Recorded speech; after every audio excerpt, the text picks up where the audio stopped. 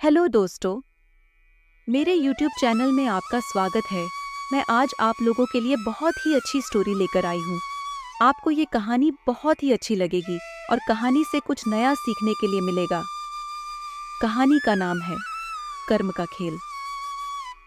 आप में से कई सारे लोग सोचते होंगे कि ईश्वर ने सबको एक समान क्यों नहीं बनाया? उसने सबको एक जैसी सुविधा क्यों नहीं दी? ईश्वर ने ऐसा इसलिए नहीं किया है क्योंकि सभी के कर्म एक समान नहीं हैं। इस कहानी कर्म का खेल में उसी के बारे में बात की गई है। तो चलिए शुरू करते हैं। एक दिन एक अमीर आदमी भगवान शिव के दर्शन करने के लिए मंदिर में गया। इस अमीर आदमी ने बहुत ही महंगे जूते पहन रखे थे और उसने ऐसा भी सुना था कि इस मंदिर में अक्सर चोरी होती रहती है। इस वजह से उसका मन नहीं हुआ कि वह अपने कीमती जूते वहां बाहर छोड़कर चला जाए। जूते पहनकर वह मंदिर में नहीं जा सकता था और उसे ऐसे ही बाहर छोड़कर वह जाना नहीं चाहता था। अब वह करे तो क्या करे? वह दुविधा में पड़ गया था। थोड़ी देर सोचने के बाद उस अमीर आदमी ने मंदिर के बाहर बैठे एक भिखारी से बात की। अमीर आदमी ने उस भिखारी को अपने जूते संभालने के लिए दे दिए। भिखारी भी उसके जूते संभालने के लिए राजी हो गया। फिर वो अमीर आदमी अंदर मंदिर में पूजा करने के लिए चला गया। पूजा में बैठे बैठे उस अमीर आदमी के मन में ख्याल आया कि भगवान ने कैसी विषम दुनिया बनाई है। मेरे जैसे कई लोगों को पैरों में कीमती जूते पहनने लायक बनाया है, लेकिन उस बेचारे भिखारी जैसे अनगिनत लोगों को रोटी खाने के लिए भी भीख मांगनी पड़ती है। वो अमीर आदमी मन ही मन भगवान से फरियाद करते हुए बोला कि आपने सब लोगों को एक समान क्यों नहीं बनाया? आपने सभी को एक जैसी सुविधा क्यों नहीं दी? फिर उसने मन ही मन तय किया कि यहाँ से वापस जाते समय वो उस भिखारी को 500 रुपये देकर जाएगा। पूजा खत्म होने के बाद जब अमीर आदमी बाहर आया तो ना उसे अपने जूते दिखे, ना ही उसे वो भिखारी दिखा।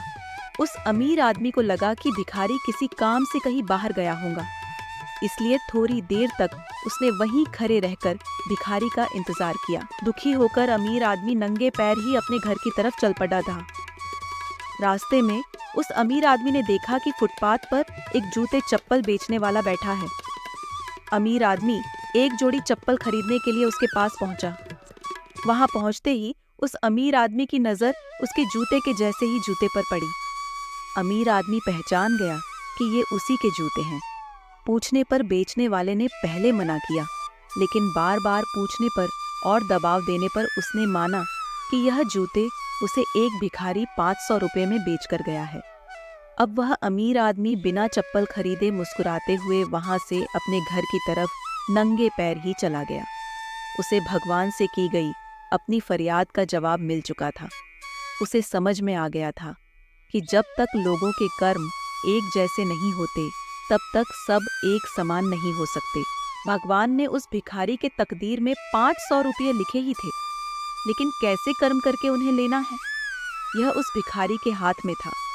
अगर वह चोरी ना भी करता फिर भी उसे 500 रुपये मिलने वाले थे।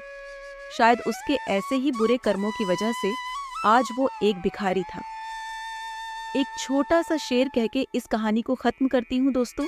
हाथ की रेखा तो बस एक बहाना है, जीवन की रेखा तो कर्मों से लिखी जाती है।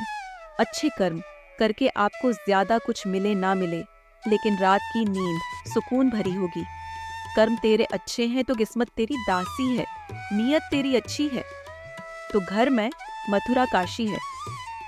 दोस्तों, मुझे उम्मीद है कि आपको कहानी अच्छी लगी होगी। अगर आपको ये कहानी अच्छी लगी हो तो मेरे चैनल को लाइक और सब्सक्राइब करना मत भूलना। मेरी वीडियो देखने के लिए थैंक यू सो मच।